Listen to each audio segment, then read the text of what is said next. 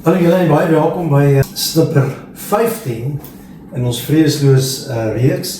En vandag wil ek met julle gesels oor die troonkamer visioene wat ons in die Bybel kry. Daar's actually 5 van hulle.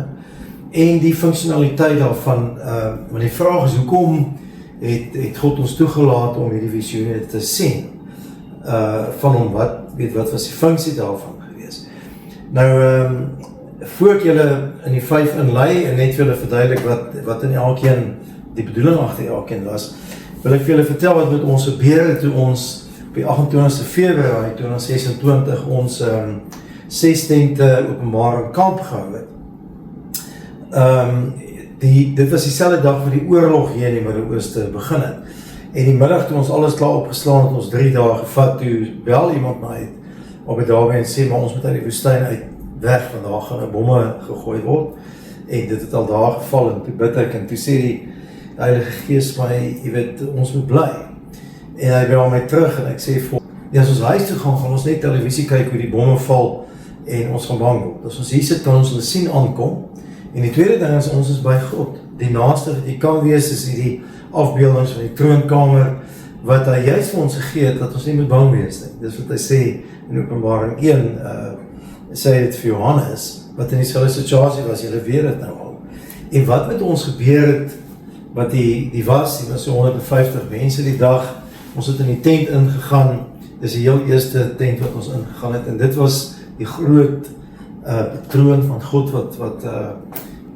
wat ons span opgesit het, ons het die lewende wesens, wat jong mense, wat ons aangetrek het, soos die lewende wesens, die fakkels, en hulle het gebuig soos hulle bid, en die mense het ingekom en het was 'n ongelooflike ervaring wat jy eintlik kan beskryf in hierdie woestyn waar jy in 'n tent ingaan en hier is hierdie groot reuse skerm met die beeld op in die gesigte binne. Dit was baie interessant om te kyk hoe die kinders reageer.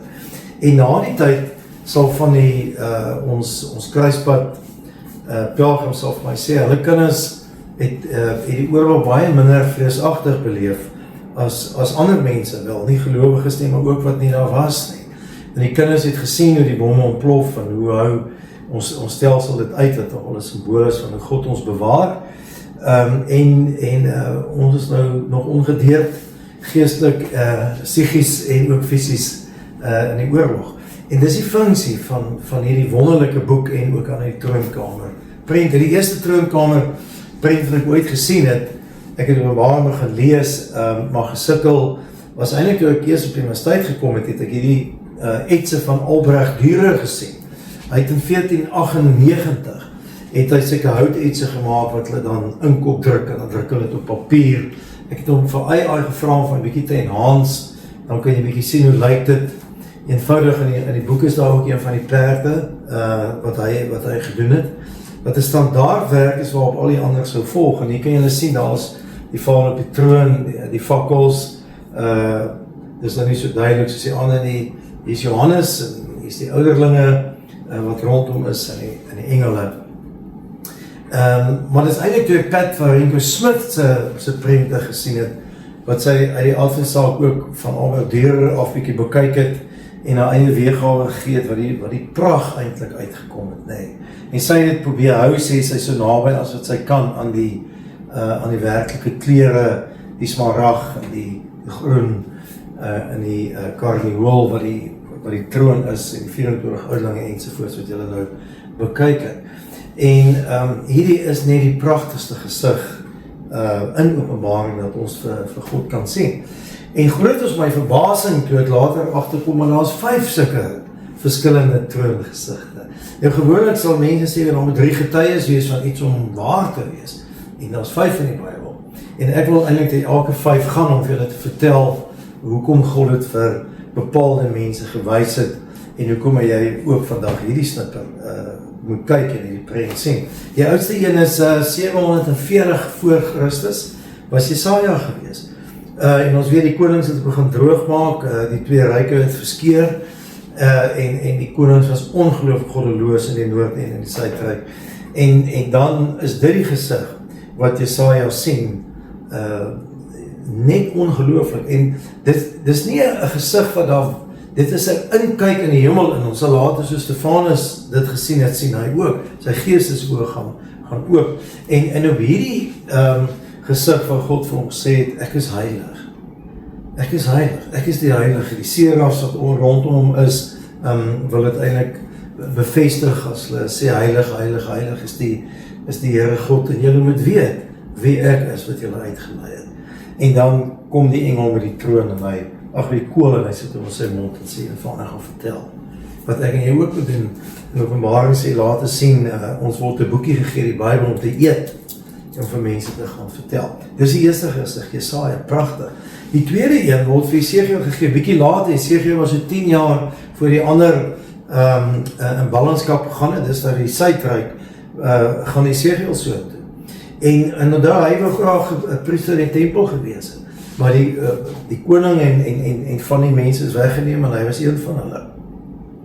En dan wonder hy, waar is God? Want God vir hulle was by die tempel gewees. En dan wys God vir hom, in Jesegiel 1 hierdie gesig, dat die troon van hom haas wiele, wat beweeg. En ook die lewende wesens, wat wil sê, wat ons weer in Openbaring ook sê, dat God is die God van die heelal, al die lewende wesens, en al die skepsels. Maar die troon met die wiele wil sê, die troon beweeg. God is nie die tempel nie, God is baie groot, en hy sal wees waar sy mense is, vandag nog. Want die koninkryk van God kom, sy heerskappy plaas, want daar is God, en omdat God daar is, kom die heerskappy, en hy bly ons in ons ongelooflike kragtige visioen wat hy vir Jesegiel gegee het. En dan vir Daniël, wys hy Daniël 7 wat gesigte sien, wat nou eintlik net 'n bietjie na Jesegiel daar is, 553. Dan sien hy die beer en die leeu, en dit verteenwoordig eintlik al die empires wat sou gekom het, tot by die Griekse en die Romeinse empire. Maar dan sien hy die een wat ewig lewe, die Ancient of Days, ons sing ook 'n lied daaroor.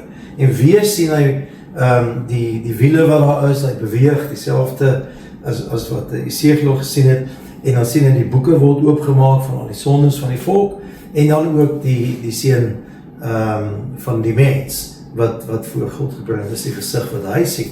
En die doel daarmee was vir hom te sê, die wêreld gaan afspeel, is skrikwekkend vir mense, maar ek bly in beheer, is wat hy vir Daniël wil gesê het. En kort daarna het hulle teruggegaan en die tempel herbou, maar dan weet ons daar so 400 jaar van stilte. En dan die vierde gesig is die van Stefanus. Nou was Jesus daar gewees, hy het hom gesien, en dan vaar Jesus op, en kort daarna dan preek hy was een van die diakens gewees, en hy vertel vir hulle van wie Jesus is, en dan wil hulle hom stil maak, en hulle wil hom doodgooi. En dan sleep hulle hom uit, en dan uit die stad, en dan sê hy vir hulle, ek sien, en dan haal hy eintlik Daniël aan. Ons sien, Jesus het ook vir Daniël aangehaal, die gesig wat hy daar gesien het. As ek net bietjie kan teruggaan so en toe, in Markus 14, het Jesus toe hulle vroeg, wie is jy, of is jy die seun van God, dan sê ek is. En dan sê hy, julle sal op die wolke sien, dan vertel hy van die verhaal. Nou dieselfde is Stefanus sien in die hemel in. Hy sê, ek sien, daar staan eers in Handelinge, hy het dit gesien, dat God sit op die troon en die seun van die mens is langsom, en dis eintlik die woorde van of die gesig, presies die beskrywing van die gesig, wat Jesus ook verwys het, wat beskryf is in Daniël, en dan sê ek sien die seun van die mens aan die regterhand van God staan. En dan, soos hulle Jesus gekruisig het, op grond van daai belydenis, gooi hulle dan vir Stefanus dood met klippe. Maar dis die gesig wat hy gesien het. Dis die gesig wat God verlê en jy gedurig moet sien. As ons bewustelik by hom is, dis nie waar die Vader in die hemel is as ons bid. En op die aarde moet iets daarvan skyn, is dit nie so nie. En dan die gesig in Openbaring, wat wonderlik is, wat ons gesien het, ek het vir ChatGPT gevra om van hierdie te maak, so lyk bietjie anders as Pat Navrenko sin. Maar die hele idee wat julle nou gekyk het, wat dit ook beteken, van die volle glorie van God, en dan noem Jesus homself die Pantokrator, en in die Bybel ding word 8 of 9 keer word die Vader ook die Pantokrator genoem, en wat ons in Afrikaans vertaal met die almagtige God. Maar die Grieks beteken eintlik, he is the ruler of the universe. Pantokrator, regeer oor die hele heelal, en dis op grond daarvan wat hy vir Johannes sê, maar moenie bang wees nie, ek is die eerste en die laaste, ek het opgestaan, ek hou die stedels van die doderyk vas, want ek is die Pantokrator. En dis wat God vandag vir jou en vir my ook wil sê, dat hy is die Pantokrator, en as jy in sy hand is, dan is jy ewig veilig, en dis die boodskap van Openbaring, en daarom is ons nie bang nie, en daarom is ons vreesloos, leef ons vreesloos in die oë van die dood, maar ook op die aarde, en dis die funksie hiervan. Maar ek wil graag afsluit met hierdie prent, weet nie of julle dit al gesien het nie. Hierdie is 'n afbeelding, of eintlik 'n rekenaar geskepte beeld wat Chris Harrison van die Carnegie Mellon Universiteit in Amerika gemaak het, van die kruisverwysings wat daar in die Bybel is. Byvoorbeeld, ons lees in die begin van die boom van die lewe, en ons lees dit weer in Genesis 2, en ons lees dit weer in Genesis 22. So hier loop hy lyn oor, en dan sê hy, daar is 63.799 kruisverwysings in die Bybel. En die streepies hieronder is waartoe verwys, en jy sien die langste ene is op die eind na Christus toe. Terug en vorentoe. En so kry ons dan ook die 5 troonvisies, as ons net daarna kyk in die Bybel. Ons het net gesien hoe Jesus verwys het, na Daniel. Ons sien dieselfde gesig wat Stefanus gesien het, is daar, en die 5 op die eind wys almal hiernatoe, dis kruisverwysings op die eind, en so is dit 'n ongelooflike netwerk. Dis hierdie boek, die Bybel, wat God vir ons gegee het, en vir hierdie openbarings waar alles op die eind dan weer diep by mekaar geknoop word, al die strome loop op die eind weer na hierdie boek toe. Maar dit wil ons ook die wonder van die Bybel op die tafel sit. 800.000 woorde, as jy bijvoorbeeld die Koran vat, is dit 80.000. 66 boeke, omtrent 40 skrywers, 1500 jaar wat het gevat het om te ontstaan. 1189 hoofstukke in die Bybel, en dan sien ons die kruisverwysings, waarvan die troonvisie die een is. En wat wil 'n mens vir God net eenvoudig sê, as jy hierna kyk? 'n Mens wil vir hom sê, dankie. Dankie dat u hierdie woord vir ons gegee het. Dankie vir die openbaring wat vir ons wys wat nou aangaan en waartoe ons op pad is. Wat ons moet doen. Dis net wat in my hart kom lê as ek het sien. Daar's geen duisternis oor die toekoms nie. Ons weet wat gaan gebeur. Daar's geen duisternis en onkunde oor nou nie. En daar's geen vrees nie. Want ons veilig in die hand van die Pantokrator. Baie sterkte.